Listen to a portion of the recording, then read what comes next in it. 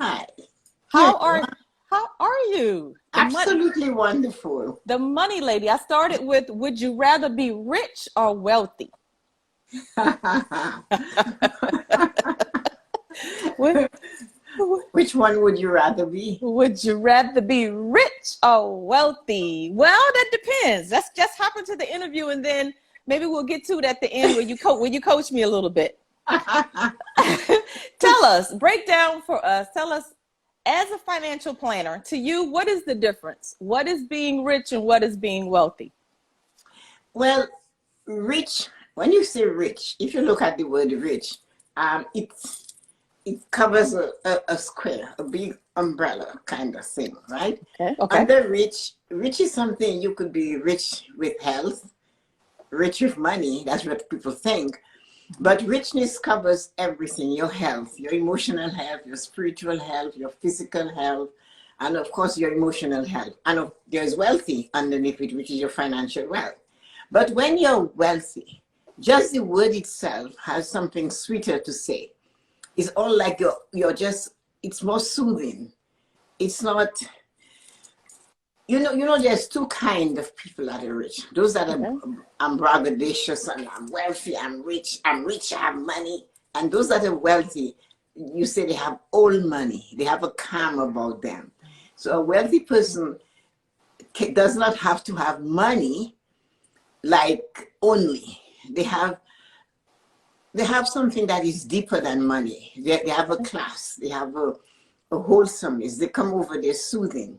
Okay. The rich person might be what you'd call nouveau riche, which is meaning in French, they just got rich.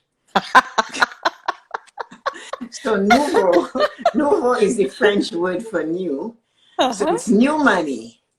And the wealthy, they have grace. It doesn't only come with money Ah. as opulent. So you can be poor and be rich and be wealthy. You can be what you consider financially poor, Mhm. but you have an air about you. When you enter a room, eyes turn towards you.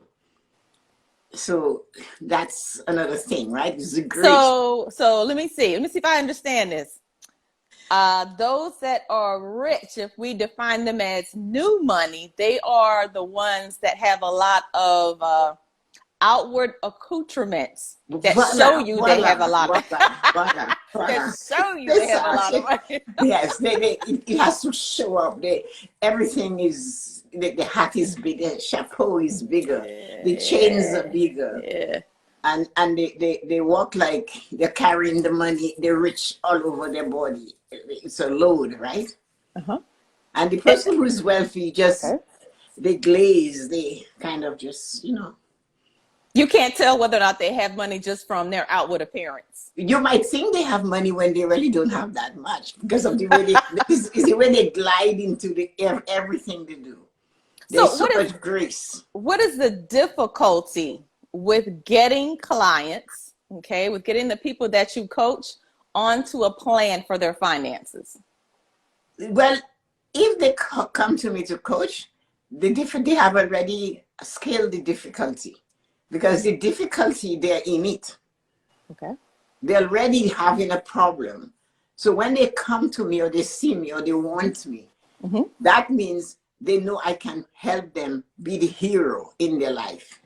I can encourage them to succeed. I can put them on the right Okay. path.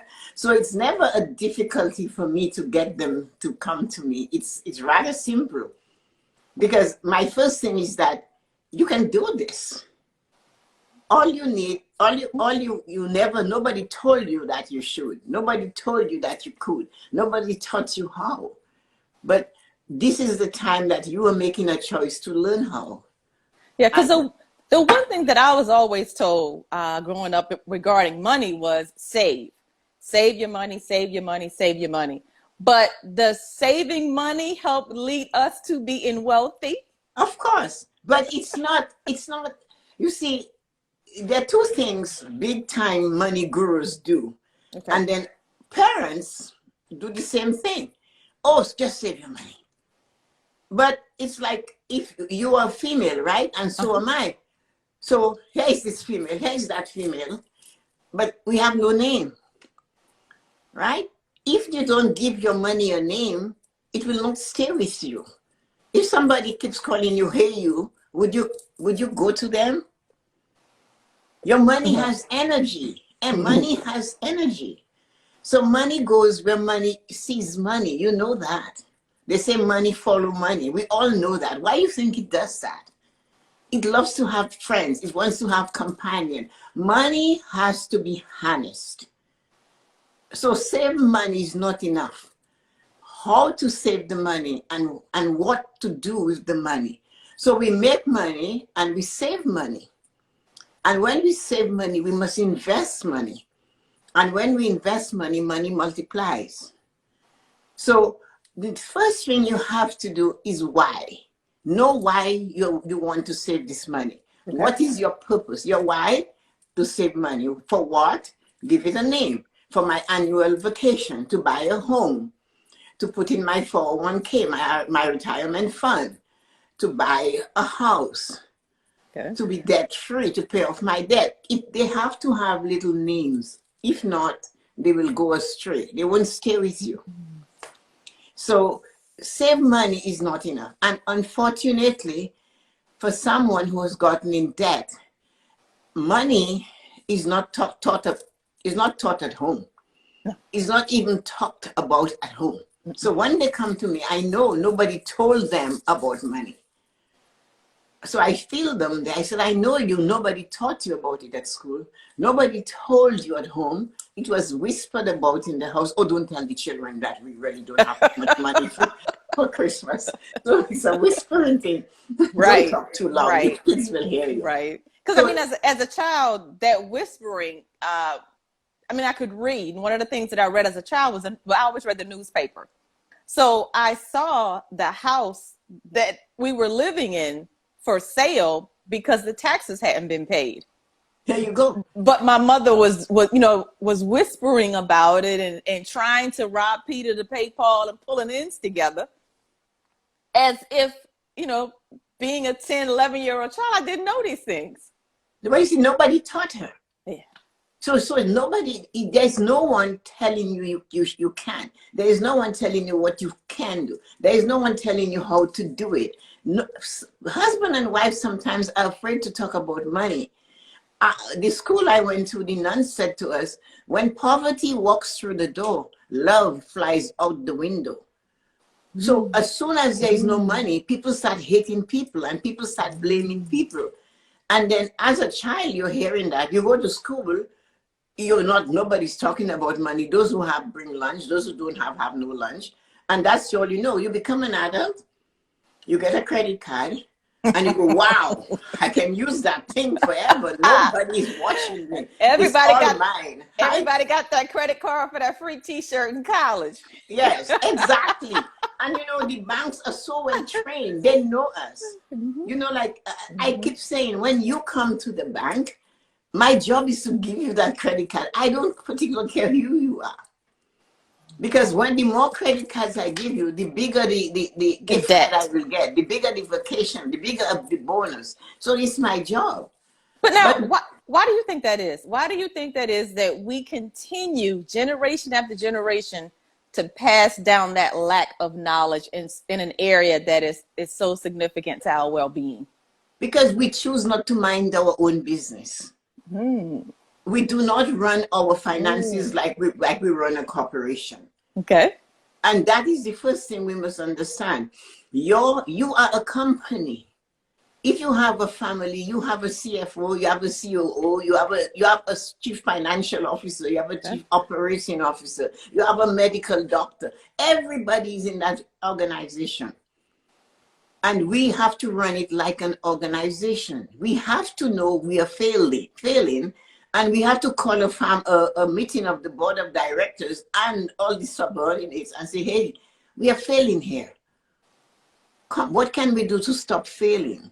But we hide behind it. Everybody's afraid of talking about money. And then they go to church and the pastor tells them to tithe. He's wearing a Prada shoes, driving a BMW, and they cannot pay the rent. They're giving him 10%. And they said that God will send it from heaven. He stopped giving manna after the Israelites had left Egypt. He stopped that manna pouring down from heaven thing. You have to work for it. So you have to understand that you have to run your finances like you're running a business. When I ran a bank, if I was not going to meet my target, I was told 8 weeks into a year, hey, you continue running your branch like this, you're not going to meet your target and you won't get your bonus and this and all the things I won't receive. So I had to, change things around. I had to call a meeting of the entire staff. We are not doing too good right now. We are going to fail. We are going to be the last in the district. So what can we do? So we just have to learn to manage our finances like that they manage a business. We have to. Okay. I heard you mention earlier in one of your lives that fortune favors persistence. Yes, it does. Fortune favors persistence. Yeah. What does that mean? That means that if you are persistent continually, fortune will be there. Where the person persists, fortune must follow. It has to. Because you are telling everything else, do not bother holding me down. I have no intention of stopping. So the only thing that is left is wealth and riches and fortune. And that's what you want. But the dragon that is pulling you down, the dragon that is telling you you can't do it and you stop. The dragon sometimes is your own mom. The dragon is your dad. The dragon is your sister. I remember watching Oprah once, and she said her father told her everybody in her family, in her mother's family, is fat, so she will always be fat. And she said that on TV. And he told her that. And what can you do with that? So is that something? So what would you do? You would just say, okay, I give up. So fortune is another word like wealth. It's all that's good, right? Okay. So when the critics criticizes you and the critics keep you down and tell you can't do it because you're black, because you have an accent, because you have kinky hair, because your eyes are almond shaped. And yes, I have beautiful mahogany skin and I have almond shaped eyes and nice white teeth and pink gums. Yes, I do. So you have to know that though. If you do not know that, you're going to sit back and take that person's rubbish and make it part of your life. So you stop trying or you stop doing. It's not even trying. You're already in action. So you're doing. You stop doing. And fortune will not follow you. But if you persist, you must get what you're looking for. So I hear you saying that persistence will gain, right? Where in there or does sacrifice play a part? What sacrifice? That is what people, I had something to do with my coach once. And she said, Tessa Marie, you have to understand, the sacrifice or the struggle. I say, it's not a struggle. I say, it's the words we use that make it a struggle. Life is not a struggle. We use words that are not impeccable. And if we use exquisite words, it happens to be something in your way. It's in your way. So if something in your way, what do? You push it out of your way. You find a way to push it out of the way. Many people read the Bible until they're green. They look like they're green. And they heard that Joshua blew horns and the wall fell. But they didn't say he struggled and he hit the wall with a stone. He just had trumpets blowing and the sound and the energy from the trumpet caused the wall to fall. Okay. So you have an obstacle, something is in your life, and you overcame that obstacle. Why is it still a struggle? You left the struggle behind. That's why you are where the struggle was. It was in your way. You found a way. So, I struggle. Well, you know what you did, but no, you're not. Why are you telling me about it again? So words matter when it comes to building wealth. Words predict your future. Wow. Okay. You prophesy. Every time we open our mouth, we're prophesying our future, not our neighbor's future, not our sister's future. So when you say something that's not nice to me, has nothing to do with me. It's all yours. You created it, you hold it, you send it out there, it boomerang right back to you. Because what you don't know is that this morning when I woke up, I looked in the mirror and I said, hey girl, you look good today. I have already decided I was marvelous. Words have power. And until we clean up our act with our words, so and the way we look at each other, why are we pushing our lips to touch our nose when somebody is wearing a miniskirt at 17? And because I'm 50 years old and now I'm looking at a 17-year-old wearing a miniskirt, I'm looking at them down. You forgot? Go look in your album. Your miniskirt was shorter than that. Yes. You got out of it, she will get out of it. Leave her alone. This is her time. You know what I mean? I don't understand why we do this. Yes. Leave them alone. Because they did it. They did. One of the viewers, Michelle, they did it to us, right, Michelle? Yes, during that time period. They didn't only have a miniskirt, they had a platform shoes. So you saw everything. And now they're looking at her. Look at her. I stopped a woman. I said, stop doing this. I said, why are you doing this? You're already hurting yourself, not her. She doesn't even know you're doing this.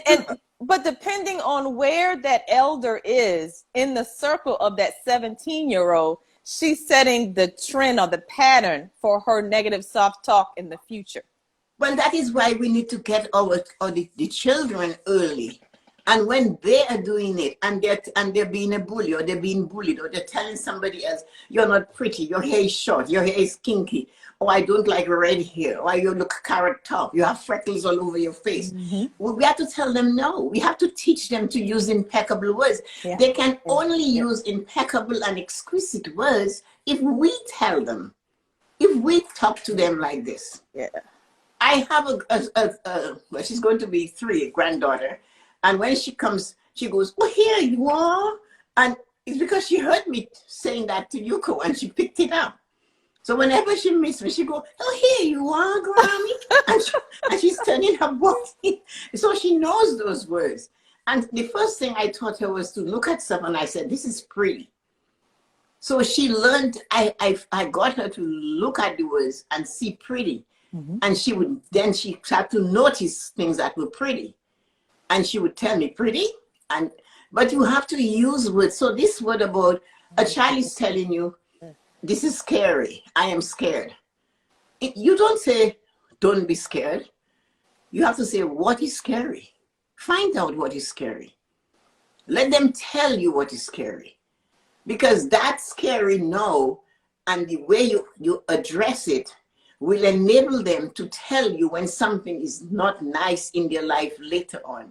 Without knowing, they will not be judged and they will not be told it's okay.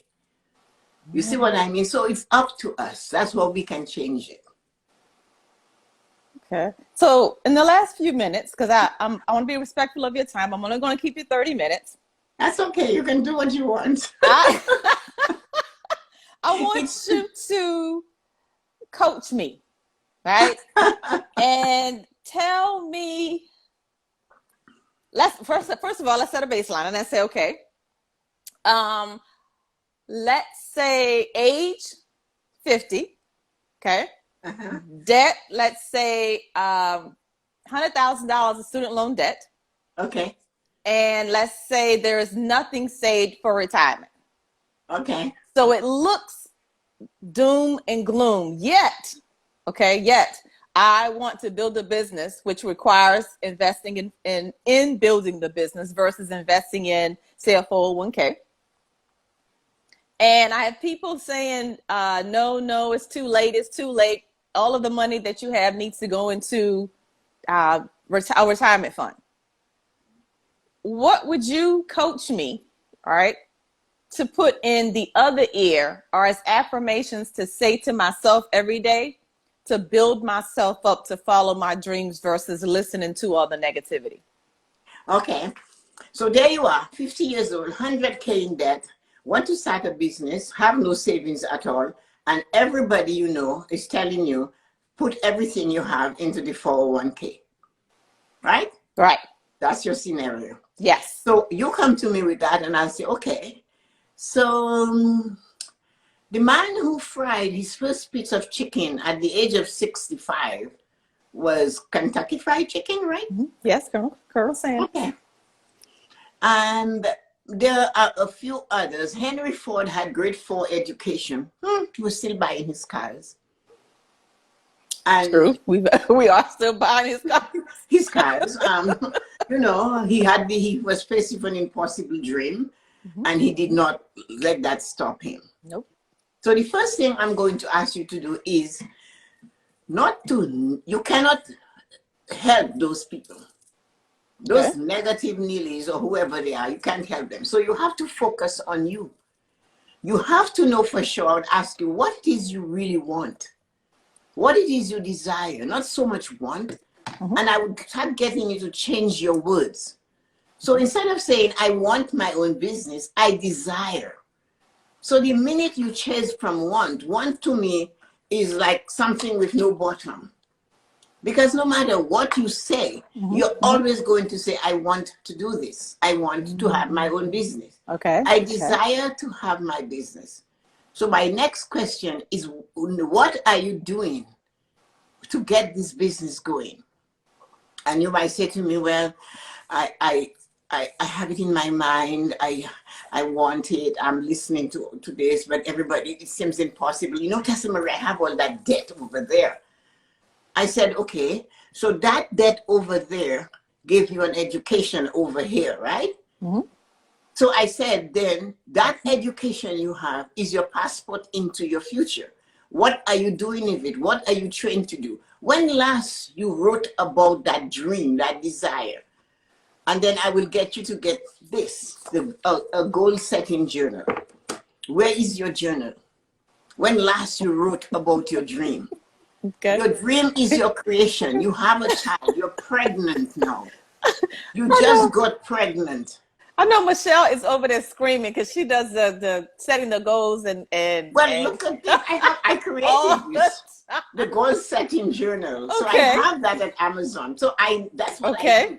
So you don't have to have this one as long as you have. Who was it? Yesterday I was talking to a friend, and she had a little black book this size, and she told me this is what she's writing her goals in. And I said, are you crazy? I said, if it is valuable, choose the best. And when you go to choose your journal, you must make love to it. You have to caress it. The cover has to feel you. And you have to use a blue ink pen. Why blue? Most millionaires were made using blue ink. They were creative. It's right there in my journal. It's just, I said, use a pen, preferably with blue ink. The magic happens when you use a blue ink, as the color blue is aligned with goal setting. It's all around us. The sky is blue. The water is blue. So she has a little black book and a pen. So I told her, ditch that. And you have to write your goals down every day. You have to enlarge on them. You have to be audacious. You have to, every day you should be taking action steps to reach these goals of yours. Every day. You already have the debt. There isn't anything you can do now except hope, and you have to pay it. You must pay it back. You have to. Not even if you want to claim bankruptcy, they don't even allow it, but you must pay it back. So right now, your concentration is on that business. Where energy goes, where attention goes, energy flows. Every day, the one thing you have that is enabling you to start working on that goal is to be grateful. I am happy and grateful I am educated. I'm happy and grateful I was given a student loan. I'm happy and grateful I can dream the impossible and audacious dream I have to make this business of mine. You have a dream in your head, which is your creator. You created it. It's your child. These people want you to abort your baby. That's why they're telling you not to do it. But you cannot abort the baby. You have to give the baby life. You have to take care of yourself, so you take care of the baby. You should test it. You should speak about it constantly to yourself. You should speak about it to the person who tell you, girl, I know you can. You get a coach, you get a mentor, you stand in front of the mirror and you stare into those almond-shaped eyes of yours and you say, somewhere in there, I know I must do this. Every day. At the beginning, it will be so intimidating when you look in the mirror and you're looking into your soul and you're finding out what you want. So when you start to write in your goal setting journal, you date it, you have your name, the date and the time. And you ask and you say to yourself, where am I right now? And you describe it. What it is I desire and why I desire it. You write that down. And every time you're taking an action step, you're going to ask yourself, it is in there for you to find. It says, saturate your life with your desires.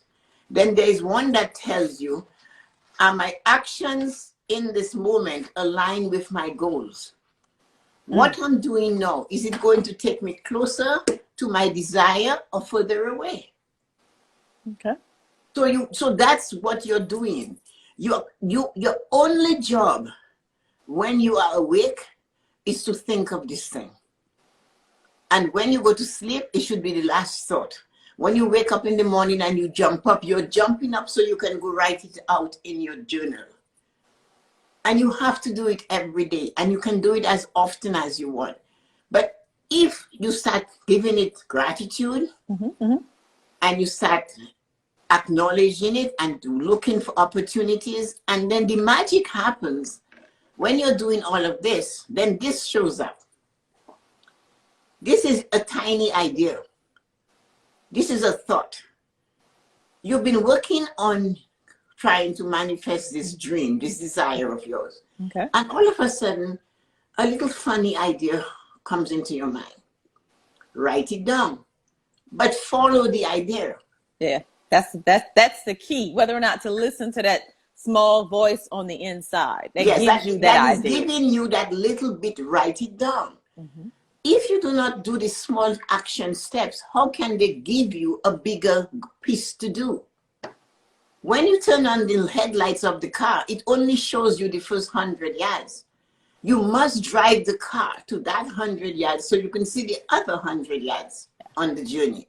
Every step you take, every journey has one step to start. You don't take that step, you're not getting anywhere. So I have to make you concentrate on your desires. I am not in a position to criticize you, the negative people.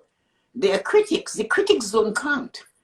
They have never tried. They have never done anything. They're only critics. That's why they're critics. They can look, but they have never done the work. So I'm your coach. I personally don't care. I don't want to hear about them. They don't matter. And you have to know that yourself, that they really don't matter.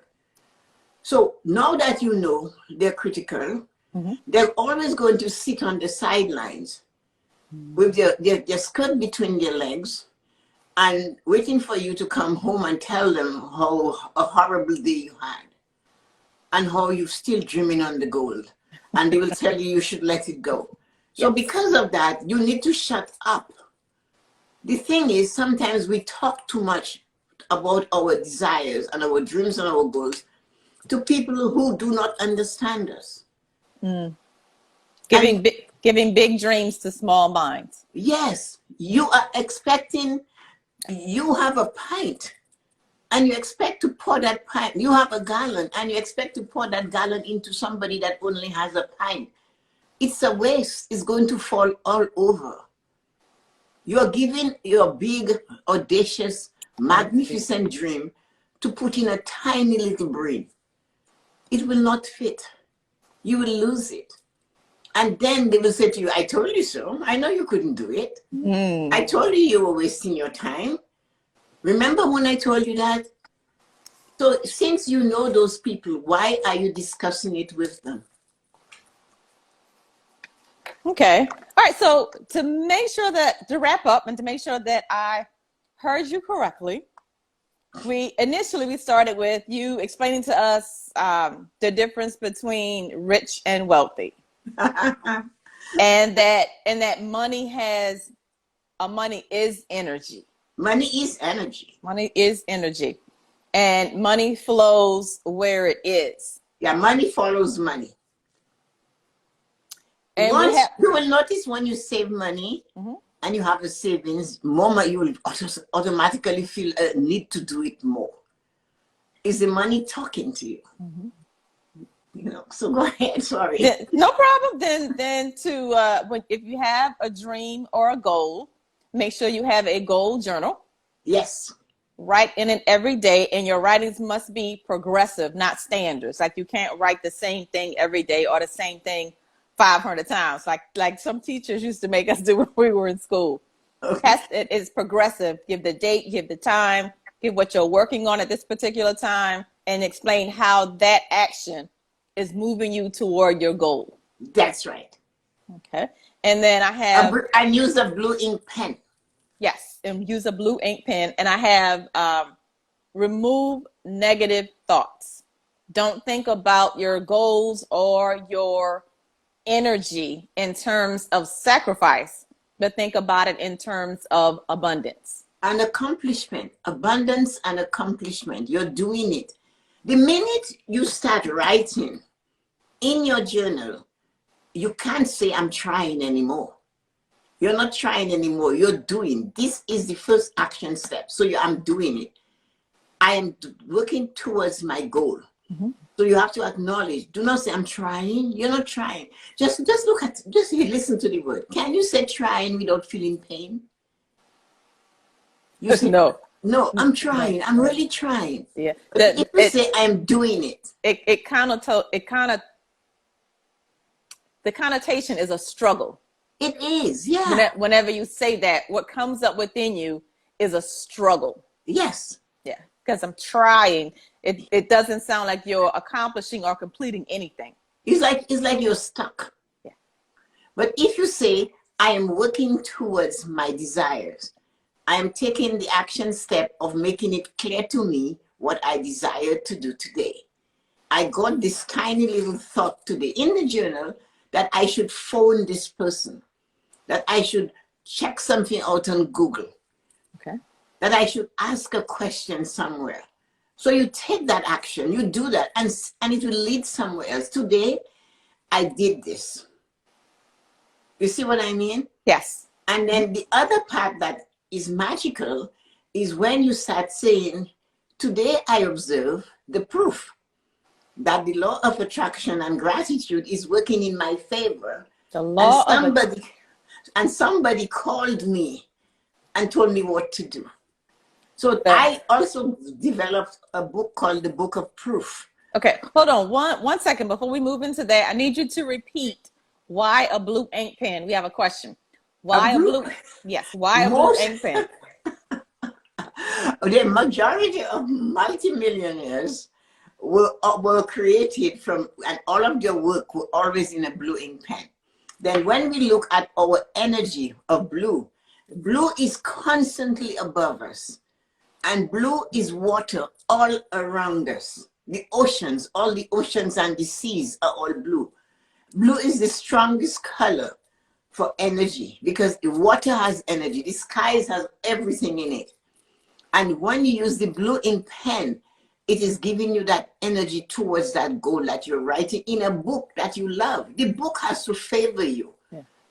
You have to have things that are magical with you, that are miraculous with you, because you have something unique you're creating. Because I say every color has a language. It has something that it communicates to us. And blue is a color that communicates trust and calm. Trust and grace and prayer. So as you're writing with that blue ink pen and you're connecting to the calmness of it and trusting, building that trust for yourself, as you read it over and over, you get that calmness and your trust for yourself, and you'll build the confidence to continue to follow the dreams and the goals that you're writing in that goal journal. Yes. And your journal is from a tree. It still has energy of that tree in it. So it's all energy. We are all part of energy, and we have to align it so we make it the best we can for ourselves. And we can't stop. We have to be persistent. Even Because when you, because fortune follows persistence. yes. And even when something is broken, sometimes it needs to be broken for you to see the crack. Is when there is a crack, you can see the light, right? Mm-hmm. So if a relationship is broken, it's only when the relationship is cracked, you say, oh my God, it's only when that happened, I could see the light. I could see what it really was. Mm. So you need to continue. Even when you're stumbling, you have to get up and use everything in you and start again. You must. And eventually, fortune or what you're seeking will say, okay, obviously you refuse to fail. Obviously you cannot, you don't get it. Right, so right, I relent. right. You take what you want. The earth is yours. Take it. Take your fortune. Have it. Have it. Because you have said to it, no matter what you throw at me, I shall have it. And when you're in that time that people call struggle, that's when you have to speak like this. When the time that things are difficult, you say, you know what, bring it on. Because I am putting you on notice, I am not stopping. I have to have this. Yes. And people say, well, why do you do that? You have to talk to what you create. Sometimes the dream, the goal, the desire has the answer, but you haven't communicated with it. And when you're exasperated and you do not know what to do, mm-hmm. you can say to the creation that you have, you know what do you want? What it is that I need to do to make you become a reality in my life? You can actually do that rather than ask your friend who's hoping you fail. Point taken. We often look for support for those around us, but those around us do not have that dream or that goal. They will never get your vision of the vision. Unless you put yourself in that dream circle, in a circle of unicorns, or as Lisa Nichols says, gladiators that actually feel and think the way you do, and they have similar goals. Yes, they know what it is to see the vision of your vision. Yeah. But you're trying to tell somebody, this is my vision and this is my vision. They cannot see it. It's a pint, and you're trying to pour a flipping gallon into a pint. You're wasting time, effort, and energy. It won't work. So leave them alone. You don't have to hate them or not talk to them. You just have to preserve what is valuable to you. You have to cover it. You have to lock it up. Put it in a safety deposit box. They're coming over for dinner. Hide your goal setting journal so they don't see it, and open it and begin reading it and laughing. You have to enjoy them in their circle. Just as they are. So, for instance, if those are your friends that you work with, or those are your friends that you go to the movies with, then that's what you enjoy in that circle, work and entertainment. But you don't share or talk about what you're building.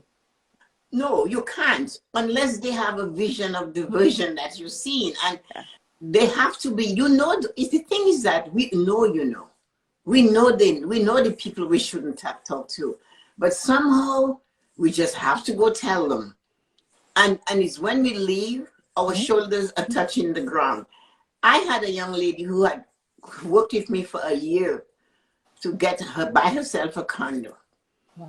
And she had the appointment to go meet the real estate agent on the Monday. And her uncle showed up at her family's home visiting on the weekend. And she called me on Sunday night and she said she's going to cancel the appointment with the realtor. I said, why? Because I knew she had saved the money for her down payment and everything. Mm-hmm. She said, well, I have to think this over. My uncle was over and he was talking with my parents, and then he convinced us me buying a condo is a silly thing. I have to pay maintenance. And if I buy a house, I wouldn't have to pay for maintenance. So I listened and I said, so you're going to buy a house? And she said, well, I have to save now to buy a house because I can only afford a condo. I also have to get a better job. I have to make more money. So then I don't know. I said to her, so your uncle told you that? She said, yeah, he was, you know, he really was really adamant about this condo. He doesn't like them. I said, so your uncle has his own home? She said, no. I said, so where does he live? He rents somebody's basement. So then I said, well, Maya Angelou told me once. Maya Angelou said to us once that if a man does not have a shirt and he's telling you where to go buy a shirt, you have to consider this really strongly. Consider the source. You know. Consider the source. So I said to her, you know what? It's your goal, it's your dream. But think about it, right? Yeah, because being from the South, there's a lot of those old adages or old wise tales. And my grandfather used to say all the time, you know, be careful taking advice from people who are not where you want to be. I know. Can you believe that? That is so true. Because if I am where you want to be, I can tell you how I got there. Right. What I did. Right. And give you a hand. I might have left a rope hanging on the top of the ladder that you can pull to climb the rest of the way. But he rents a basement apartment. But anyway, she got her senses and she did get her condo. Because they could be talking to you from a place of fear. Yes, but they could be talking to you. They could be talking to you from a place of regret. Yeah, and you don't know. But you see, the point is, when you have a house, you have more maintenance than a condo. Yes. But we do not put value on the time we spend shoveling the snow, planting the flowers, cleaning the roof, washing the windows, and you can't go on. When you're single and you're a young professional, black young professional woman, and you come to me, I want you to be at the top of the list. I want you to drive the best possible car. I do not want you to have an accident, not an accident, a breakdown on the highway, on the I-95, and because of your car. Yeah. I want you to go on vacation and lock the door. You do not have to ask the neighbor to pick up the mails, to shovel the snow, to cut the grass, to check it for thieves, to make sure the furnace is turned on. You have a condo. You're a young, independent, black woman with a career, and you're going on vacation. The thing is, you want to just turn the key and go. And that was her plan. That was what her plan was. You know, so now she's married, but the condo equity gives them the house they're in. And this is what I guided her and her husband, fiance at the time to be, after she got with him. So the condo is being rented. The condo was never sold, but the condo had grown so much in value that there was equity which she took out of the condo, put towards a down payment for the family home. She has a son that will be 2 sometimes this year, and they have income coming from the condo. Building blocks. Yes. Building blocks. Yes. So savings, hadn't she saved the down payment, she couldn't have bought the condo. If she hadn't bought the condo, they couldn't have bought a house. And the condo will always be heavily mortgaged because you can write off the expenses. Whereas the family home, you can't write off those expenses, so you have to pay it off. So they are constantly can feed off this condo into getting another rental property. You know, nice. So nice. Well, Tess, you have really dropped a lot of gems today. You have dropped a lot of knowledge on us today. A lot for us I have my notes. A lot for us to. I like how you call me the money lady. I never thought of myself like that. The money lady. That's right. The money lady. Where are you? I never even asked you what part of the states you're in. Washington, D.C. Oh, you're in Washington, D.C. Yep. And you're actually in Washington. You're not yes. in Maryland. You're not in Virginia. You're in Washington. Okay, that's wonderful. Yep. And so, and you, what is your career going to be? Your entrepreneurship. My entrepreneurship. I love interviewing people. I love taking people's stories and pulling out all of the juicy tidbits for everybody to learn and to grow. It's funny. My coach, I have a coach who had said to me once, you are the person that needs to be interviewed.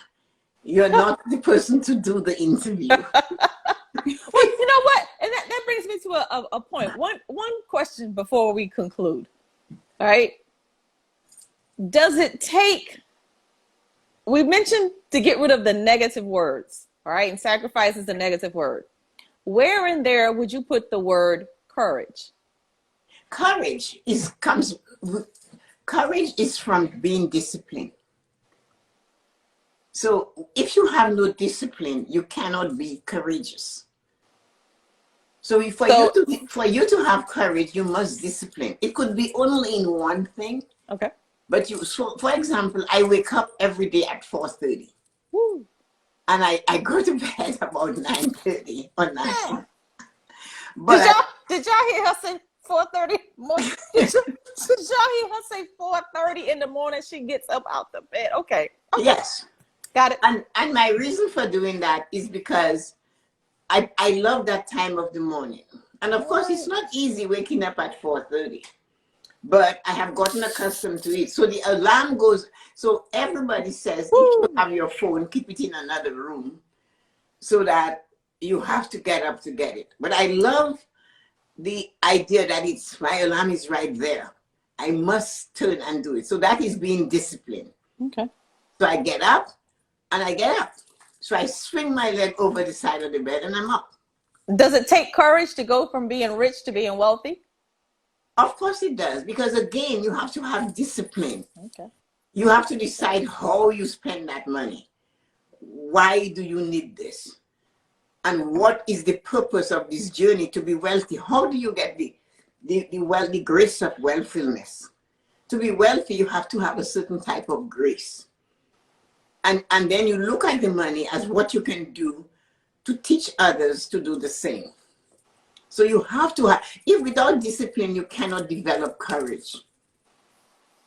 Because courage is something you have to develop, because lack of courage is fear.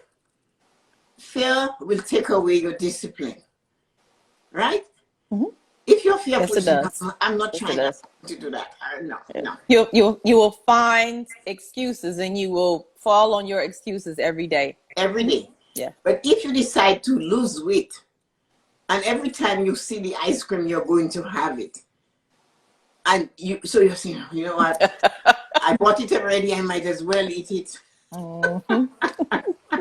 So if somebody here said faith over fear. Faith over fear. Faith is there, but you see, you cannot, when somebody says faith over fear, you have to say faith in what?